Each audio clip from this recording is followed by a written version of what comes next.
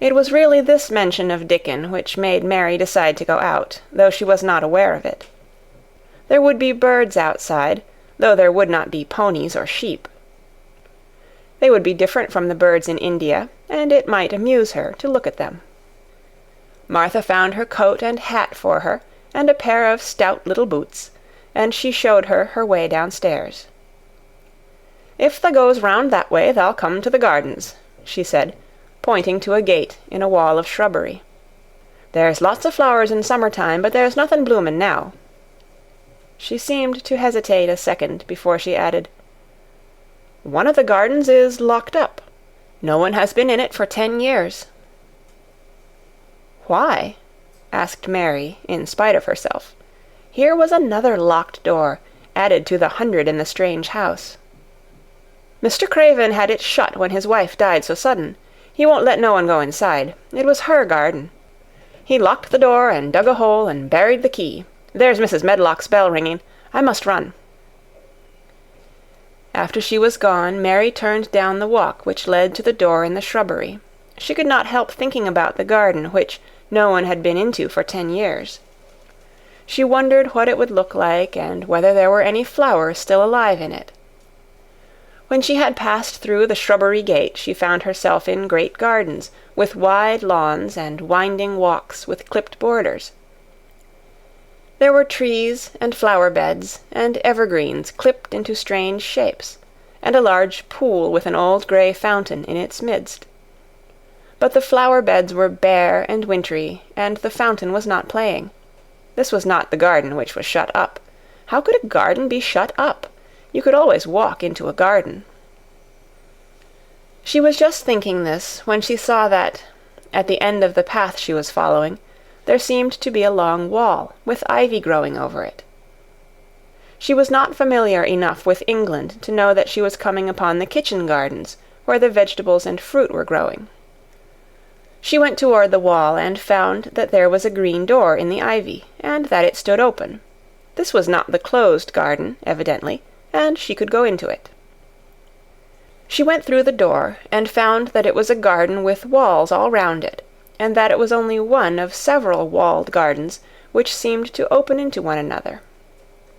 She saw another open green door, revealing bushes and pathways between beds containing winter vegetables. Fruit trees were trained flat against the wall, and over some of the beds there were glass frames. The place was bare and ugly enough, Mary thought, as she stood and stared about her. It might be nicer in summer when things were green, but there was nothing pretty about it now. Presently an old man with a spade over his shoulder walked through the door leading from the second garden. He looked startled when he saw Mary, and then touched his cap. He had a surly old face, and did not seem at all pleased to see her. But then she was displeased with his garden, and wore her quite contrary expression, and certainly did not seem at all pleased to see him.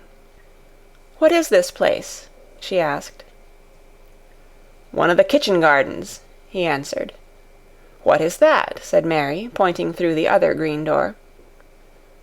"Another of 'em," shortly. "There's another on t'other side of the wall, and there's the orchard t'other side of that." "Can I go in them?" asked Mary. "If thou likes, but there's nowt to see."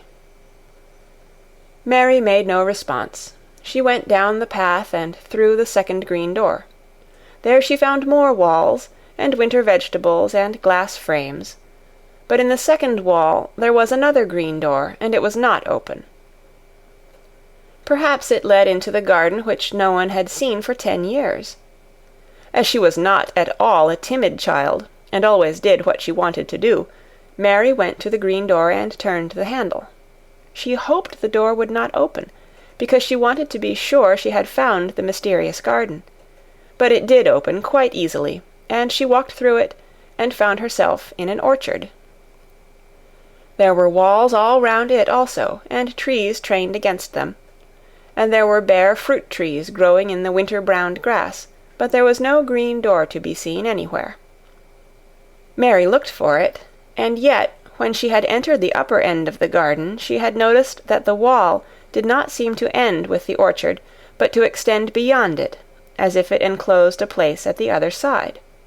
She could see the tops of trees above the wall, and when she stood still she saw a bird with a bright red breast sitting on the topmost branch of one of them, and suddenly he burst into his winter song, almost as if he had caught sight of her, and was calling to her. She stopped and listened to him, and somehow his cheerful, friendly little whistle gave her a pleased feeling. Even a disagreeable little girl may be lonely, and the big closed house, and the big bare moor, and the big bare gardens had made this one feel as if there was no one left in the world but herself. If she had been an affectionate child, who had been used to being loved, she would have broken her heart. But even though she was Mistress Mary quite contrary, she was desolate, and the bright-breasted little bird brought a look into her sour little face, which was almost a smile. She listened to him until he flew away. He was not like an Indian bird, and she liked him, and wondered if she should ever see him again. Perhaps he lived in the mysterious garden, and knew all about it. Perhaps it was because she had nothing whatever to do that she thought so much of the deserted garden. She was curious about it, and wanted to see what it was like. Why had Mr. Archibald Craven buried the key? If he had liked his wife so much, why did he hate her garden? She wondered if she should ever see him, but she knew that if she did, she should not like him, and he would not like her, and that she should only stand and stare at him and say nothing, though she should be wanting dreadfully to ask him why he had done such a queer thing. People never like me, and I never like people, she thought. And I never can talk as the Crawford children could. They were always talking and laughing and making noises. She thought of the robin, and of the way he seemed to sing his song at her, and as she remembered the tree-top he perched on, she stopped rather suddenly on the path. I believe that tree was in the secret garden. I feel sure it was, she said. There was a wall round the place, and there was no door.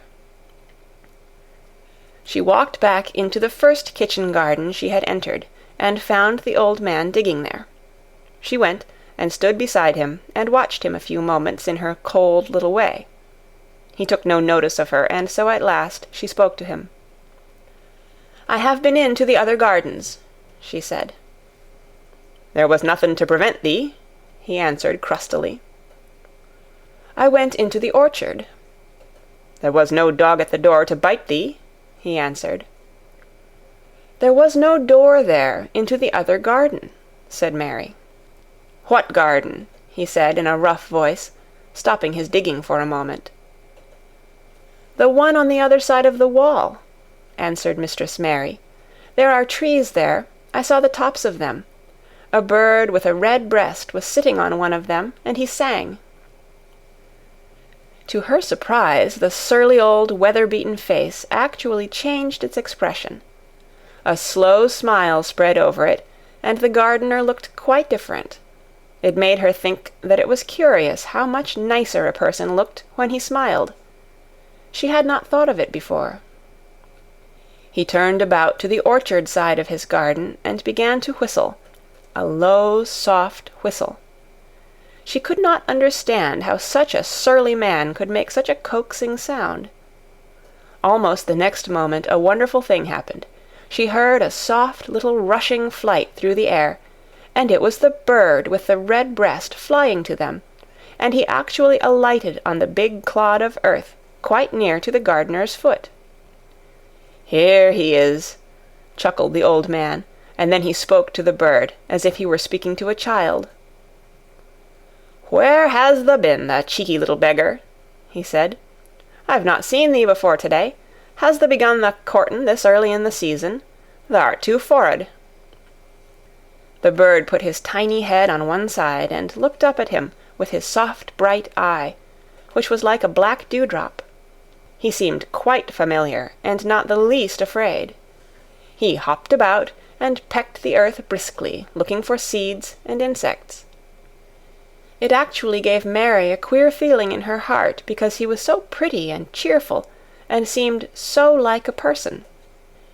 He had a tiny, plump body and a delicate beak, and slender, delicate legs. "Will he always come when you call him?" she asked, almost in a whisper. "Aye, that he will. I've knowed him ever since he was a fledgling. He come out of the nest in the other garden, and when first he flew over the wall he was too weak to fly back for a few days, and we got friendly. When he went over the wall again, the rest of the brood was gone, and he was lonely, and he come back to me." "What kind of a bird is he?" Mary asked. "Doesn't thou know? He's a robin redbreast, and they're the friendliest, curiousest birds alive. They're almost as friendly as dogs, if you know how to get on with 'em. Watch him pecking about there and looking round at us now and again. He knows we're talking about him." It was the queerest thing in the world to see the old fellow. He looked at the plump little scarlet waistcoated bird as if he were both proud and fond of him. "He's a conceited one," he chuckled. "He likes to hear folk talk about him, and curious, bless me, there never was his like for curiosity and meddlin'. He's always comin' to see what I'm plantin'. He knows all the things Mester Craven never troubles hisself to find out. He's the head gardener, he is." The robin hopped about, busily pecking the soil, and now and then stopped and looked at them a little. Mary thought his black dewdrop eyes gazed at her with great curiosity. It really seemed as if he were finding out all about her. The queer feeling in her heart increased. "Where did the rest of the brood fly to?" she asked. "There's no knowin'. The old ones turn 'em out of their nest and make 'em fly, and they're scattered before you know it. This one was a knowin' one, and he knew he was lonely." Mistress Mary went a step nearer to the robin and looked at him very hard. "I'm lonely," she said. She had not known before that this was one of the things which made her feel sour and cross. She seemed to find it out when the robin looked at her, and she looked at the robin. The old gardener pushed his cap back on his bald head and stared at her a minute. "Art thou the little wench from India?" he asked. Mary nodded. "Then no wonder thou art lonely. Thou'lt be lonelier before thou's done," he said. He began to dig again, driving his spade deep into the rich black garden soil, while the robin hopped about, very busily employed. "What is your name?" Mary inquired. He stood up to answer her. "Ben Weatherstaff," he answered, and then he added with a surly chuckle, "I'm lonely mysel' except when he's with me," and he jerked his thumb toward the robin. "He's the only friend I've got." "I have no friends at all," said Mary. "I never had. My ayah didn't like me, and I never played with anyone." It is a Yorkshire habit to say what you think with blunt frankness, and old Ben Weatherstaff was a Yorkshire moorman. "Thou and me are a good bit alike," he said. "We was wove out of the same cloth. We're neither of us good-lookin', and we're both of us as sour as we look. We've got the same nasty tempers, both of us, I'll warrant." This was plain speaking, and Mary Lennox had never heard the truth about herself in her life. Native servants always salaamed and submitted to you whatever you did. She had never thought much about her looks, but she wondered if she was as unattractive as Ben Weatherstaff, and she also wondered if she looked as sour as he had looked before the robin came. She actually began to wonder also if she was nasty-tempered. She felt uncomfortable. Suddenly a clear, rippling little sound broke out near her, and she turned round. She was standing a few feet from a young apple-tree, and the robin had flown on to one of its branches and had burst out into a scrap of a song. Ben Weatherstaff laughed outright. "What did he do that for?" asked Mary. "He's made up his mind to make friends with thee," replied Ben. "Dang me if he hasn't took a fancy to thee." "To me?" said Mary, and she moved toward the little tree softly and looked up. "Would you make friends with me?" she said to the robin, just as if she was speaking to a person. "Would you?" and she did not say it either in her hard little voice or in her imperious Indian voice, but in a tone so soft and eager and coaxing that Ben Weatherstaff was as surprised as she had been when she heard him whistle. "Why," he cried out, "thus said that as nice and human as if there was a real child instead of a sharp old woman. Thus said it almost like Dickon talks to his wild things on the moor." "Do you know Dickon?" Mary asked, turning round rather in a hurry. "Everybody knows him. Dickon's wanderin' about everywhere. The very blackberries and heatherbells knows him. I warrant the foxes shows him where their cubs lies, and the skylarks don't hide their nests from him." Mary would have liked to ask some more questions. She was almost as curious about Dickon as she was about the deserted garden. But just that moment the robin, who had ended his song, gave a little shake of his wings, spread them, and flew away. He had made his visit, and had other things to do. "He has flown over the wall," Mary cried out, watching him. "He has flown into the orchard. He has flown across the other wall into the garden where there is no door." "He lives there," said old Ben. "He came out of the egg there. If he's courtin', he's making up to some young madam of a robin that lives among the old rose-trees there." "Rose-trees?" said Mary. "Are there rose-trees?" Ben Weatherstaff took up his spade again, and began to dig. "There was 10 year ago," he mumbled. "I should like to see them," said Mary. "Where is the green door? There must be a door somewhere." Ben drove his spade deep, and looked as uncompanionable as he had looked when she first saw him. "There was 10 year ago, but there isn't now," he said. "No door?" cried Mary. "There must be." "None as anyone can find, and none as is anyone's business. Don't you be a meddlesome wench, and poke your nose where it's no cause to go. Here, I must go on with my work. Get you gone and play you. I've no more time."